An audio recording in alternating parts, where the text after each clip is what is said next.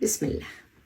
Кыргызстан, Өзбекстан, Тажикстан мамлекеттеринин падышаларынын достук, биримдик, ынтымактык, мыкты кызматташтык иш-чаралары элдин баарын кубантты.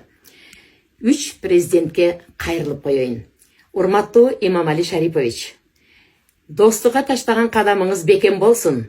Чихасыл гер хазаран гүлдемет ясад бахар аят, мара чумбо дигер автода аст инхачкар аят, диламра багу бостан хошнами аят, магар вақтеке жамимай дармиян аранду сарве даркенар аят.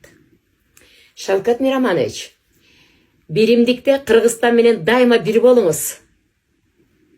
Атыргүл йыгылайды, көз келмасын деп, инсандар инсандан yüz бурмасын деп, мен эсе Аллахтан тилеймен фақат сиздай инсанга көз тегмасын деп. Билинки, ганиматымыз bir-birimizga, dunyoda mehrdan kuchli nima bor? Shirin so'z aytishdan to'xtamang zinhor.